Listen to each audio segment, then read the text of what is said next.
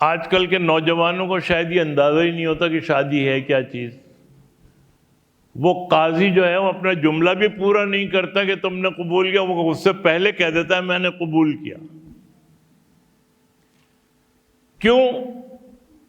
اس لیے کہ اسے یہ نہیں معلوم کہ میں قبول کیا کر رہا ہوں. جب قبول کرنے کے بعد 1 مہینے 2 مہینے گزرنے کے بعد جب کوئی لسٹ آتی ہے نا کہ یار یہ چیزیں ہمیں چاہیے، تب بیچارے کو اندازہ ہوتا ہے اوہو یہ قبول کیا تھا میں نے. حضرت علی رضی اللہ تعالی عنہ کے پاس ایک بدو آیا، اور بدو نے آ کے ایک سوال کیا کہ ماذا نکاح،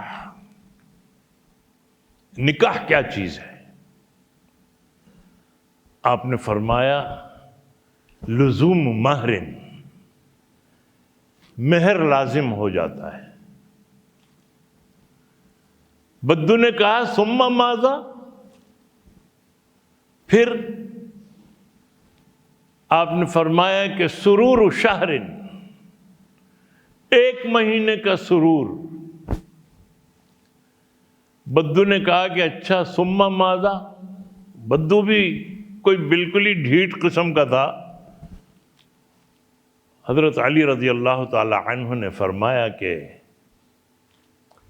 غموم دہر، زمانے بھر کے غم.